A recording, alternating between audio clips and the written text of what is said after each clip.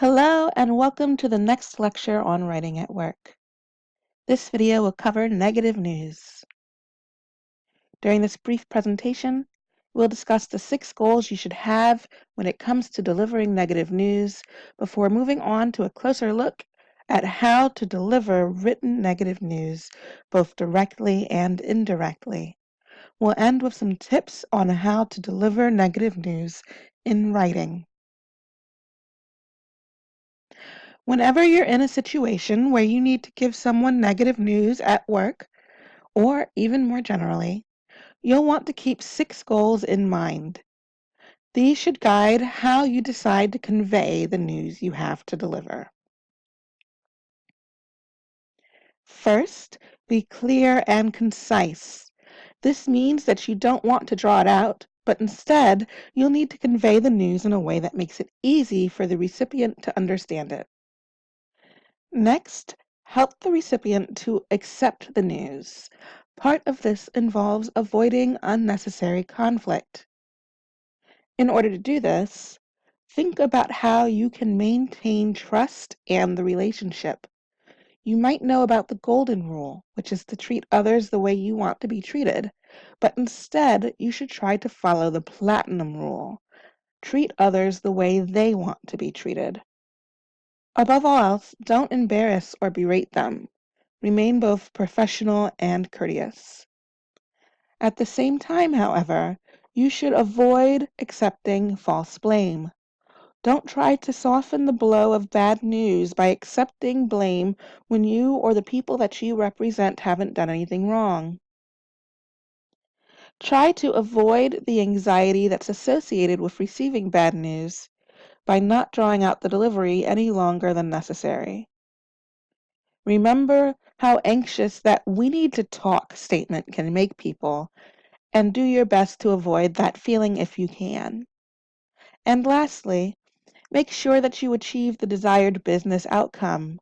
Remember whatever the goal is, such as improved productivity or receiving a shipment as soon as possible, and tailor your message with that in mind. Now let's turn to just how your negative messages should be structured. We'll start with the more complex one, the indirect message. Indirect messages have 4 components: the buffer or cushion that introduces the reader to the topic, the explanation of just why you're communicating with the reader, the actual negative news, which focuses on how it connects to the reader directly, and the redirect, which contains instructions or information about what will happen moving forward. So here's an example of how that can look. As you can see, buffers don't need to be long, and indeed they shouldn't be. A sentence is fine. The explanation here does indeed tell the reader why you're reaching out to them, in this case because of the transition to a new subscription product. But the negative news is the actual negative effect on the reader, that their current product will stop shipping after next month. Unsurprisingly, the direct negative news message has fewer parts. It's blunt and gets straight to the point. First, you have the negative news, and then you follow that with a redirect. Let's look at how this can be done without being too abrupt. The negative news is stated plainly, but the redirect provides information that lets the reader know what they can do next.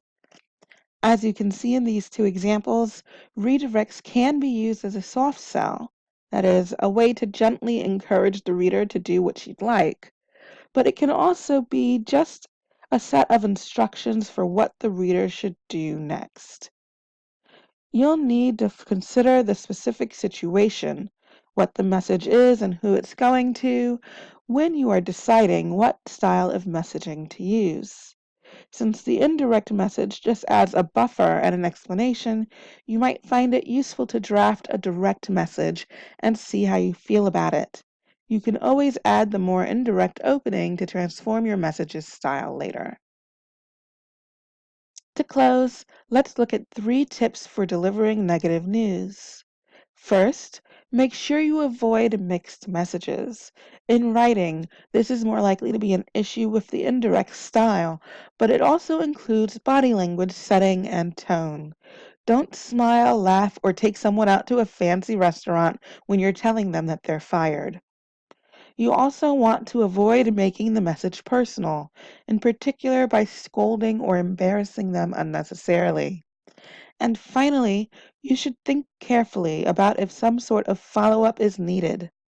Remember the 6 goals from earlier in this video. Do any of them require a follow-up email or conversation? That's it for this lecture. No one wants to be the bearer of bad news, but hopefully this information will help you deliver those messages appropriately and effectively.